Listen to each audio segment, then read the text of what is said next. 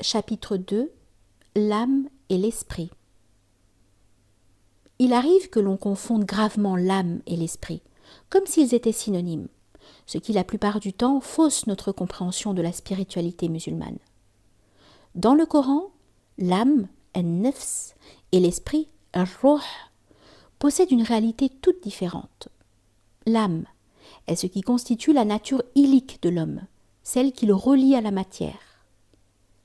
La raison, l'imagination, la mémoire, la volonté, les sentiments participent de l'âme, qui n'est au fond rien d'autre que la conscience individuelle de l'homme.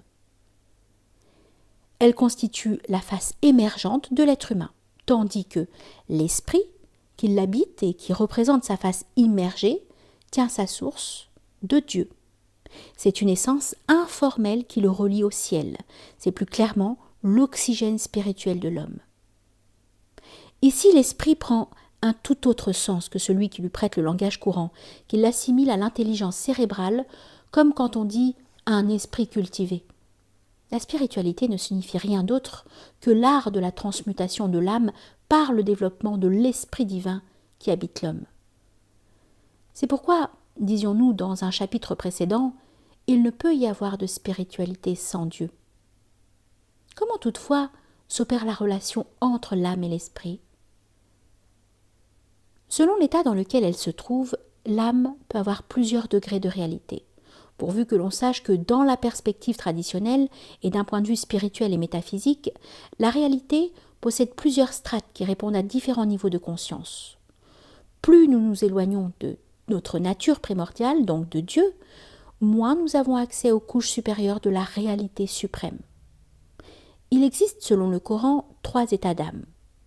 D'abord l'état inférieur ou infernal, an-nafs al-amaratu bis-su. Quand l'âme se trouve privée de la lumière divine du fait de son éloignement de la nature édénique de l'homme. À ce stade, l'être humain est complètement dominé par son ego et se trouve pris au piège des incessants nœuds psychiques provoqués par son effroyable chute intérieure, jusqu'à ce qu'il se retrouve étouffé par le poids de la vie terrestre. Ensuite, il est question de l'état intermédiaire, an-nafs al-lawwama. Ici, l'âme mesure le perpétuel conflit qui l'habite entre ses aspirations spirituelles et ses abstractions matérielles, cédant tantôt à l'une, tantôt à l'autre. À ce niveau, elle se trouve absorbée par d'éternelles remises en question et d'incessants reproches qui rappellent à sa conscience, noyée dans le bruit de la désobéissance, la mystérieuse étincelle spirituelle qui scintille tant bien que mal au plus profond de son cœur.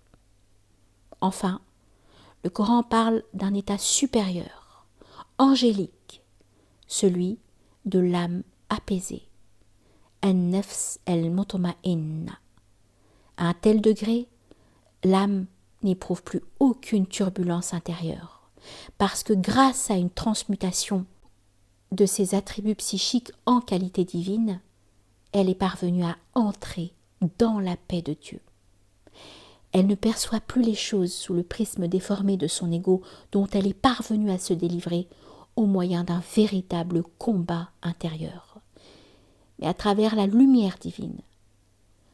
Ce que la réalité offre comme horizon et perspective à l'œil clairvoyant de celui qui a le cœur purifié par la lumière de Dieu est incommensurable par rapport à ce qu'elle propose au regard pauvre et étroit de celui qui a le cœur souillé par l'ego.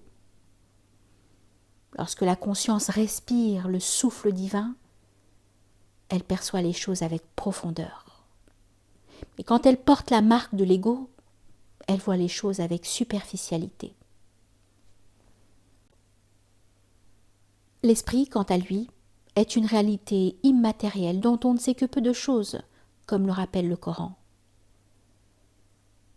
Et s'il t'interroge au sujet de l'esprit, dis « L'esprit procède de l'ordre de mon Seigneur, et il ne vous a été donné que peu de savoir. » Sourate 17, verset 85.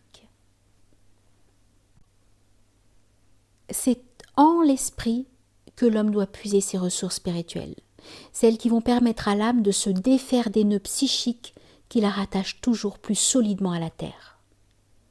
Contrairement à ce que laisse entendre la psychologie moderne, l'âme ne possède intrinsèquement aucune fonction thérapeutique et ne peut donc s'auto-guérir, car sa guérison, ou plutôt sa délivrance, n'est possible qu'à la source de l'esprit, c'est-à-dire qu'au moyen d'une spiritualité vivante et authentique qui passe nécessairement par Dieu.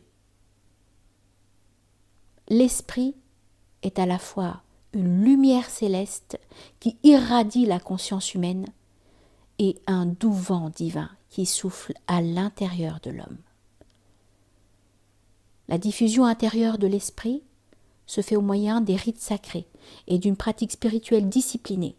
Ainsi, l'âme respirera son souffle et reflètera sa lumière, pourvu qu'elle ne rencontre pas d'obstacle à leur propagation. La religion a en effet pour fonction de permettre à l'âme d'établir mystérieusement un contact avec l'esprit, pour la délivrer de son état infernal, en lui donnant les moyens de déchirer les voiles épais de l'ego et du bas monde, qui empêchent la pénétration du souffle et de la lumière céleste dans l'âme humaine. Symboliquement parlant, quand l'âme entre en contact avec la pierre philosophale de l'esprit, elle se dépouille de ses résidus psychiques pour laisser place aux attributs divins. C'est le plomb qui devient or. L'homme contient virtuellement dans sa nature primordiale les qualités divines, compte tenu du fait que le Seigneur des mondes a insufflé une part de son esprit dans le corps d'Adam. Et c'est en ce sens particulier qu'il faille entendre la parole du prophète Mohammed, affirmant que l'homme a été créé à l'image de Dieu. En actualisant les noms divins imprimés dans sa conscience originelle, au moyen d'un permanent jihad intérieur, l'homme devient le reflet d'Allah sur terre. Et c'est en vertu de cette nature divine qu'il l'habite qu'il est digne d'être le représentant de Dieu, Khalifa, en ce monde. Quand la nature divine imprègne la nature humaine, chaque qualité humaine devient un aspect du divin, comme l'enseigne une célèbre tradition divine exprimée par la bouche du prophète, alayhi salatu wassalam. Mon adorateur ne cesse de se rapprocher de moi, jusqu'à ce que je l'aime. Et quand je l'aime, je suis l'ouïe par laquelle il l'entend, la vue par laquelle il voit, la main avec laquelle il saisit et le pied avec lequel il marche. Ainsi, Dieu se révèle à travers les facultés sensitives de l'homme et agit par ses moyens d'action.